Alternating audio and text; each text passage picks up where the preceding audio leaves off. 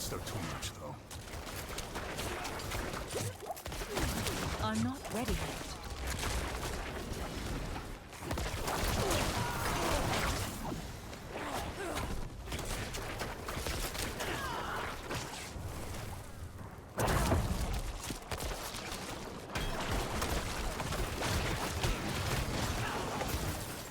So this is my level 69 character running a tier 40 dungeon. So that's pretty cool. Monsters are 25 levels higher than me. Pretty radical. Pretty radical, I'd say. I need more time.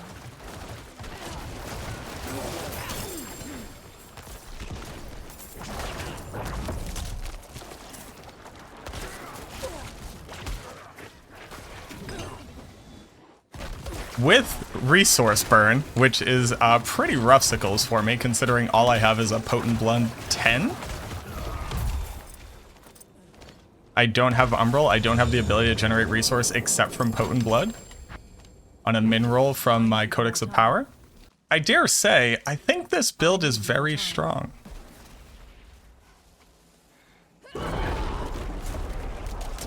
Oh, what if? Hear me out. Okay. I don't know what's down there, but I'm shooting it.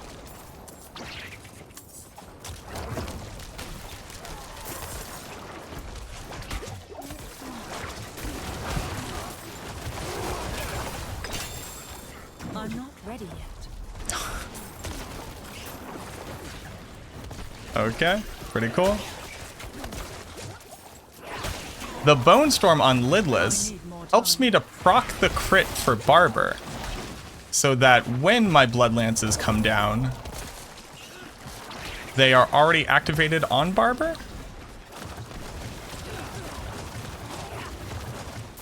So that I can blow up packs like that. This is not what I wanted right now.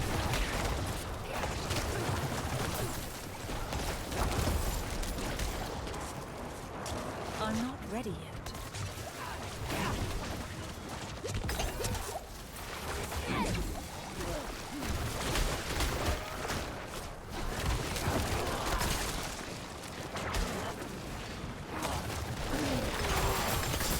I'm not ready yet.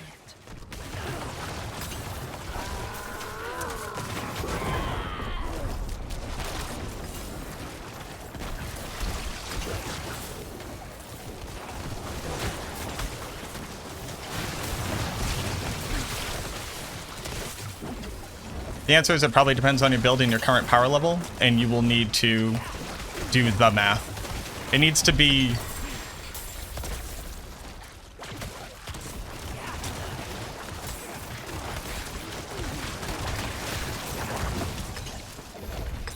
I'm not ready yet.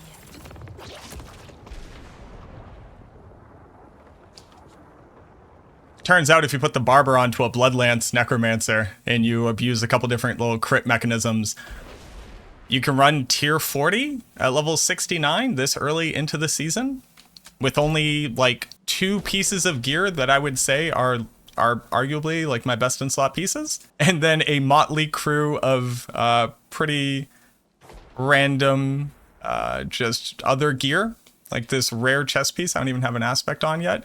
This completely unnecessary embalmer aspect that's actually doing effectively nothing for the build. This really nice. Ooh, look at this. Look at this guy. It says maximum life. Let's go ahead and get into it. I'll have timestamps down to everything below. I'm going to start off describing how I think this heart currently works. Then we'll go over the gear, my stats, the skill tree, where I'm currently at with my Paragon. I literally only have 1 glyph active in my Paragon board right now. And hopefully this can give you an idea of kind of how to transition from the leveling section of whatever Necromancer you're in into kind of like a mid-game Bloodlance build, and then ultimately to the end-game Bloodlance build, which I currently have up on max roll. So while it may not make sense to start off a Bloodlance build guide video just talking about one Wrathful Heart, this Wrathful Heart is incredibly important, and the only reason why I hadn't been recommending it as a best-in-slot option before is because most things don't work with Overpower, it turns out. Regardless of what you want to call it, Overpower is one of the most finicky overall mechanics in this game. Just to give you a quick idea, putting ranks into Bloodlance, the skill itself, does not increase the overpower damage that you do. Having +2 blood skill damage on your gear does not increase overpower damage. The list of things that work with overpower is about like 8 things. I'm not joking. It's about 8 things. And then everything else just doesn't work with it. So before I had personally dropped this heart, I was unwilling to recommend it as best in slot because I don't know how it works. And if it turns out it doesn't like in any way, shape or form modify the overpower damage, which could have happened, I would hate to have recommended people putting this into their gear and then it not working, them being like, hey, you screwed us. But now that I've tested it, now that I can show that it does work, I'm going to run you through the logic of the heart. So the heart says as long as you're doing damage to a target, it basically does nothing until you successfully critically strike. The moment that you critically strike, you effectively stop doing damage to the target in its entirety. Instead, what happens is each individual monster that you have applied a critical strike effect to begins a countdown. For me, it's 2.9 seconds on my heart, and there's going to be a lot of questions of, do you want a low second heart? Do you want a high second heart? That calculation is going to be per build, per scenario, per farming strategy, per damage output. So nobody's just going to be able to give you one answer that's going to work. In most scenarios, as builds get stronger and stronger, you probably want a lower total second on the effect of this heart because you basically want it to be proccing as fast as possible. But what it does is it starts counting all of the damage that you do. Then simultaneously, as it's counting up the seconds, it will increase the amount of damage that's stored on the target. The current stored damage on the target would meet or exceed its maximum life. It immediately explodes, even if it didn't reach the full 4 seconds. At the point of explosion, it deals the explosive damage, which is a total collection of all the damage that you dealt. Doesn't matter if it was while it was vulnerable, if it was crit damage, base damage, or overpower damage. It takes all of the damage that you put together, creates it as one new total damage source, and then explodes. It deals that damage to the monster it was on and monsters within its vicinity. As you were just watching through the gameplay, you'll notice that I would start dealing damage, all of a sudden damage would stop showing on the monsters, and then rapid fire, all the explosions would go off. The interesting part about this is that when one explodes, the damage from that explosion will add to the total of any other monsters that haven't exploded yet, typically pushing them up either closer to or to their total maximum life stored, causing them to explode as well. That's why I'm able to output the damage that I just was against monsters that are 25 levels higher than me.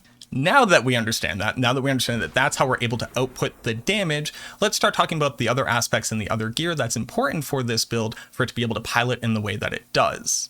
Starting with just how you need to focus on stats on your gear in general, Bloodlance really only cares about a few things: maximum life, essence cost reduction, willpower, attack speed, and then literally the stat overpower on your gear, and then to a smaller extent, critical strike chance, not critical strike damage, but critical strike chance and lucky hit chance.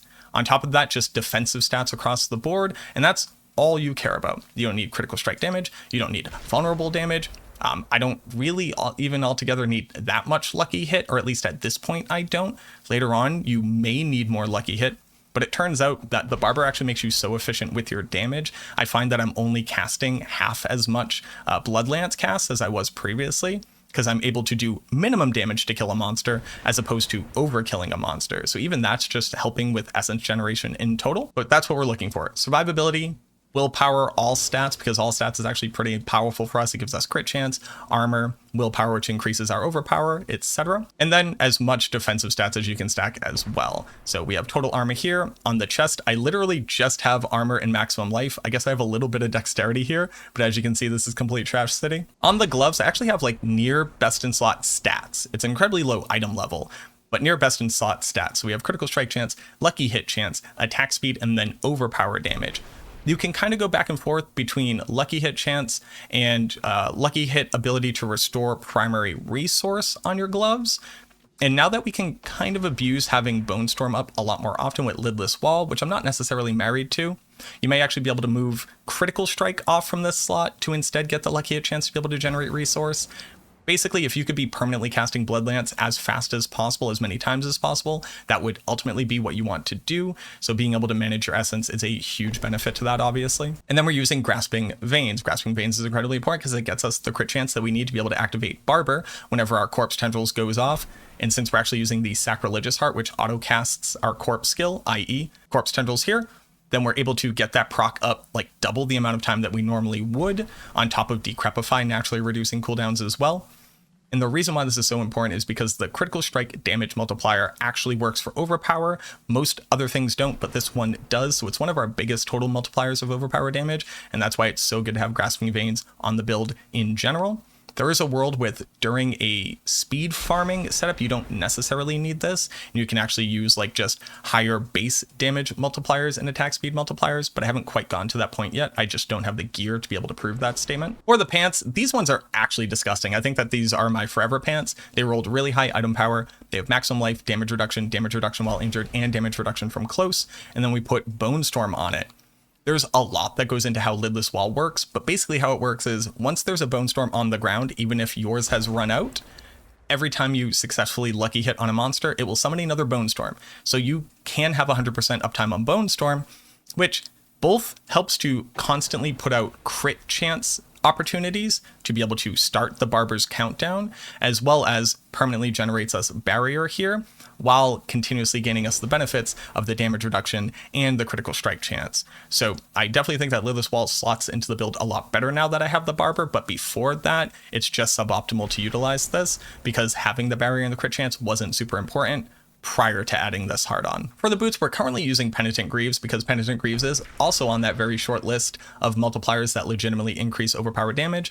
On top of that, I do want to be using an Umbral Ring aspect to be able to generate essence on crowd control. I just don't currently have it. Once I do, Penitent Greaves will be a great source of applying continuous crowd control, both through chill and then ultimately the frozen status, which will all individually proc Umbral for us. But as it stands right now, these are just like pretty good boots that also have a couple good stats on them, and then the ability to add on an additional multiplier. For the amulet, we just rolled this amulet. I went and farmed Helltide until we had a good one. This one is also like kind of close to like best in slot stats. I would personally like to have movement speed on this as opposed to the dexterity, but Tides of Blood works for overpower. It's a great multiplier of our overall damage. Damage reduction while injured, I also don't super highly value because I don't think that we're going to be in the injured status a lot.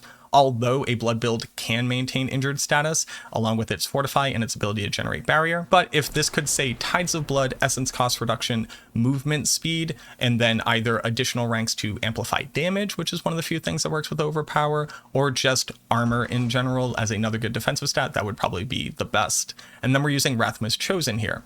Now, I have been talking with some pretty intelligent people who have been only running blood builds the entire time, and you should put the sacrificial aspect onto your amulet. Sacrificial is so important because the legitimately biggest total multiplier of our damage is our Bone Mage's Sacrifice. And since Sacrificial and Memento Mori both act as separate multipliers, this is a huge total amount of our overall damage output. Now, that being said, especially with using Barber, since we're always only hitting the minimum amount of life to kill, I think you can make an argument for Rathma's Chosen being on the amulet because it gains us so much attack speed that we're able to output more overpowers per second, meaning that we're able to reach the maximum for Barber quicker per second. So this is probably one of those gear options which is going to be drastically different in Season 1 versus Eternal. For the ring, you would want this to say maximum life, critical strike chance, lucky hit chance, and then you can kind of put in another stat that you generally think is important. The big thing to note here is that we want to be using two other hearts with this setup that are both incredibly valuable. This one is the Decrepit. Decrepit makes it so that if you have a max roll of it, you permanently have a Decrepify aura around you all of the time, because you can actually get when at least 0 monsters are near you. People have been asking the question, why would I ever have Decrepify on my skill bar when I'm using this heart in the first place?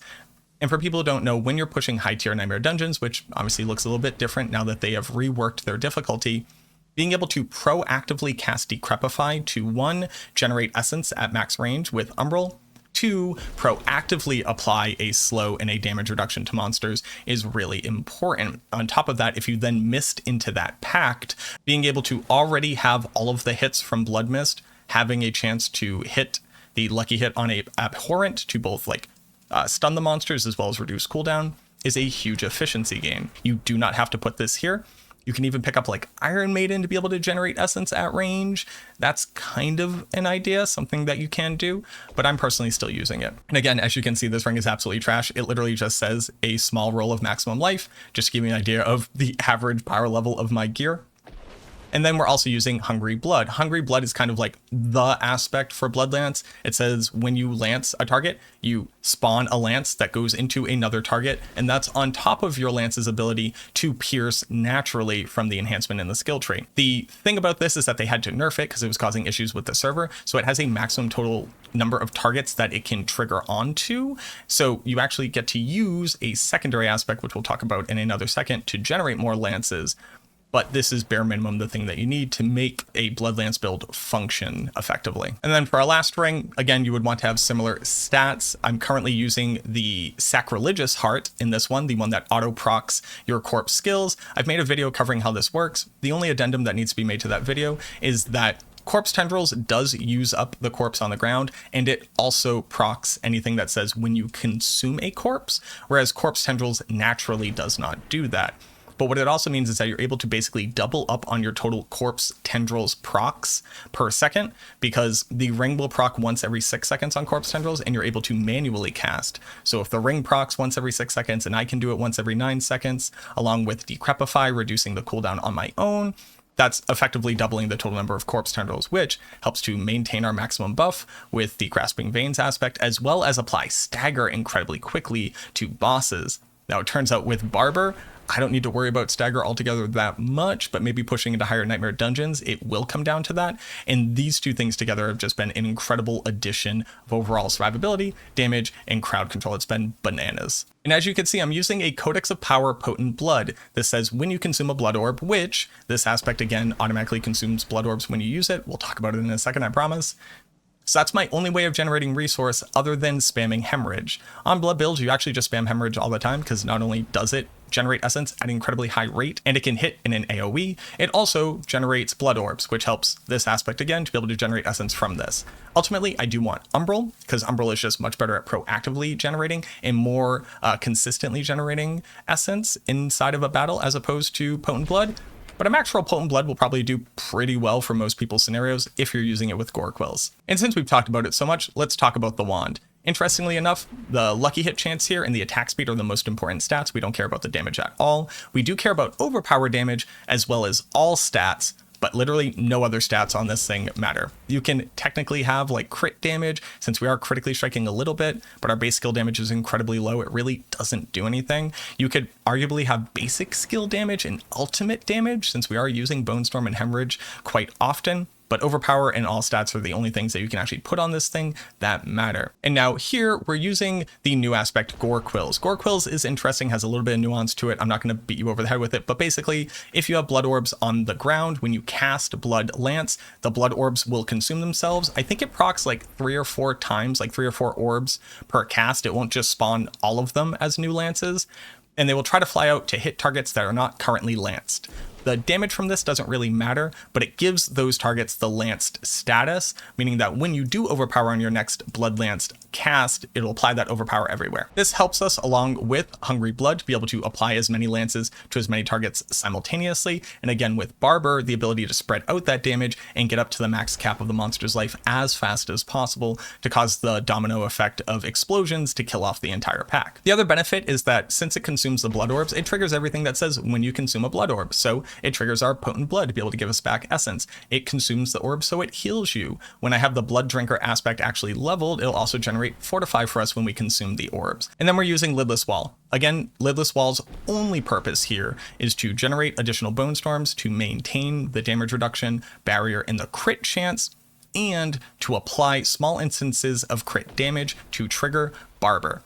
The issue with Lidless Wall is that your shield is one of your biggest overall damage bonuses on Blood Lance because it can roll maximum damage in this slot. So if you look at the stats that are currently on the shield, it gives you attack speed, which is definitely very good, chance to restore primary essence, which is also very good, but you can roll that on your typical shield. And then damage to distant enemies doesn't matter because that doesn't modify overpower. And maximum essence, which is like kind of okay. It means you can cast more Blood Lances before you run out of essence, but a good shield would have a maximum damage roll, which is basically like our base weapon damage if you think about it on Bloodlance. So losing out on like 1400 maximum life is a massive amount of our overall damage output. And then we would also like to have the chance to restore primary essence, as well as 2 different damage reduction stats. So you can see how this shield can increase speed farming potential, but there's a world where you don't actually need this, and it's just kind of a win more scenario for speed farming, when in reality for pushing or maximum damage output, it like very much underperforms on the build.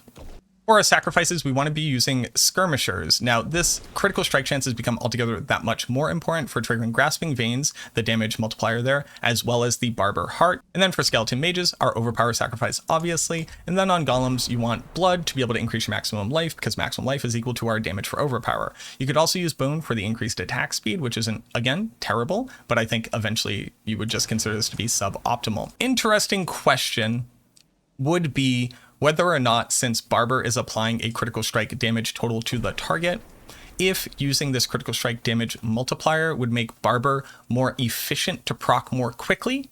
I don't know. That'll be real hard to test. I think somebody will ultimately need to do that test. Maybe it will be me later on when I can exactly figure out how you can proc Barber to reach the minimum like monster's life every single time.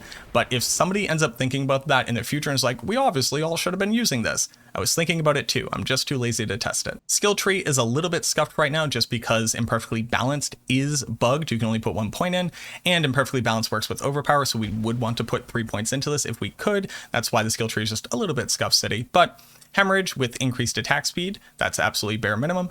Only 1 point into Bloodlance. Again, scaling this up does not increase overpower damage, and then the ability to overpower with it. I do have 2 points into Unliving Energy. You would only want to have 1 point, but I literally don't have anywhere else to put these points for it to matter. Hued Flesh for the chance to generate corpses, incredibly important to be able to cast Corpse Tendrils as often as possible. Maxed out Blood Mist so that the cooldown is as low as possible, as well as the ability to generate corpses. So as we're Blood Misting through, our heart will auto cast Corpse Tendrils, so when we come out, everybody is ready for us to start dumping damage into them. Because the Sacrilegious Heart does consume the corpse, you could technically use Grim Harvest to generate 6 essence every time it procs once every 6 seconds, which technically just increases your essence regen 1 per second. I don't think that that's necessarily super valuable, but you could do it if you're running into essence issues. Here, only 1 point into Decrepify, as well as going down to Abhorrent Decrepify with 3 points into Amplified Damage, being one of the only multipliers for our overpowered damage. You do need to put the points into this to benefit from it if your heart auto casts Decrepify for you, but you don't need Decrepify on your skill bar for that same benefit. Down to the passives, you maximize all the good ones, so Coalesce Blood, Tides of Blood, and then Drain Vitality. You don't care about the other two. I've maxed out Corpse Tendrils for cooldown reduction, and then the ability to summon Blood Orbs whenever it hits a target so that our Gore Quills can activate a bunch of times whenever we pull everything into a single area. Vulnerable doesn't matter because Vulnerable doesn't work with overpower damage. Down into the ultimate, we're using Bone Storm. People have been asking me about Blood Wave. I was using this while leveling because generating 9 orbs with the wave aspect that summons 3 waves is like pretty good in the early game, but you hit a tipping point where those Blood Orbs lose their value incredibly quickly, and the damage from Blood Wave on overpower is absolutely like childishly small. I don't understand why. I think it's because it's actually a damage over time ability, so the coefficient is much lower than what the skill itself shows. It's just really hard to test that, but the overpower damage output is garbage. So Bone Storm is absolutely the way to go. People, again, were asking me, why would you care about crit chance if this isn't a crit build? I've already talked about Grasping Veins and now Barber, and that's why it's so important. Inspiring Leader for attack speed, and then 3 into Standalone, and then 3 into Memento Mori. People were asking me, what would you run instead of Decrepify if you're using the Decrepit Heart? And I was kind of thinking about Bone Prison, but somebody reminded me that since Bone Prison counts as a minion, it actually reduces the benefit of Standalone whenever Bone Prison is on the ground. So you actually just lose 12% of your damage reduction when you use Bone Prison. So stay away from that if you can. Again, you can theoretically use Iron Maiden, like take out 3 points to put them into here. I hate Iron Maiden, but you can use it. It's not a terrible skill. I just personally don't like it. And then obviously Rathma's Vigor. The important thing to remember about Rathma's Vigor is that this overpower ability can proc on your Blood Mist ability, and it's an incredibly good way of applying a ton of AoE damage, as well as getting the Barber trigger up on as many targets as possible while you're still doing the setup. That's been incredibly valuable now that we've slotted in the heart. I have the Paragon boards that I think are currently optimal on the max roll guide. That's already up. You can go look at it. Nothing changes with this season as far as that's concerned. I do have some notes about some re-optimizations to pull out some points points from like essence generation and move them into a few additional maximum life nodes. I'm kind of going back and forth on which one I think is better. One could be good for speed farming, one could be good for maximum damage. Again, maybe we don't need all this overkill damage with the Barber Heart. It's hard to really consider. But I literally currently have Blood Drinker in this node. Once I max it out, I would put the 40 intelligence points in to get the benefits that my blood orbs now fortify me. That's huge. The faster we can generate fortify, the better. The next board is obviously Bloodbath. You want to build up into anything that says overpower damage as well as maximum life. And then in this board, to start, you will run Dominate. But this board is actually very bad for will. You want Dominate to be in Scent of Death later on. But at least for right now, the plus to overpower damage works, and the when you overpower an enemy, they take additional damage from you also works with overpower. So it's important to get this online as soon as possible, just so you can benefit from all those huge bonuses that you otherwise normally couldn't get. Similarly, in Blood Begets Blood, this is the one magic rare node around a glyph that actually gets you overpower damage. So later on, you want to build down into here and then put a magic node increasing glyph here. And then you want to actually build into the top of this board again to pick up the overpower damage that's available here. Because I want to get into my next board, which will be Scent of Death, so I can move Dominate up into that board. And then what I want to put here is Control, because it turns out that Control's secondary effect does increase overpower. Again, the boards that are currently up on max roll are fully built out, but this is my leveling section right now. This is how I'm currently doing it to min-max what we can and cannot get. So if you're looking to like understand how to build into that way, absolutely do. Also, I noticed that I didn't pick up this node. I'm going to take this out right now and boom, let me pick that up. There we go. But there you have it. That's Bloodlance mid-season, mid-progression with the addition of the Barber Heart. It is absolutely disgusting. Like, just tremendous amounts of damage. Like I just showed you, we were running a tier 40 dungeon. Monsters are 25 levels ahead of me, and I'm still using a ring that only has 3 stats on it and says plus 200 maximum life. Just to give an idea of the discrepancy between our gear progression and the content that we're able to do. So I hope that this helps, answers a ton of questions. There's gonna be more. Yes, there are lists of like what does and does not work for overpower out there. Yes, it's very nuanced. Yes, it's very confusing. I wish that I could do better, but I will ultimately just have to put out a video that covers all of those in excessive detail. Once I have one, triple checked all of them are accurate and like done my testing to make sure, but 2, be able to put it into a way that people can actually digest. But I hope that this helps. Thank you so much for watching this video. I hope that you're having a great season. If you're not currently playing the Necromancer, I think you made a mistake. They added the best hearts ever to this class, and it has made leveling on every single build feel phenomenal. I've leveled from level 1 all the way up to this point on Bloodlance, the worst leveling build the Necromancer has, with only focusing on overpower, like not even trying to account for other damage types, just going, I'm doing overpower Bloodlance, and I've had a great time. But again, I hope that this helps. Thank you so much for watching this video, and I look forward to seeing you in the next one.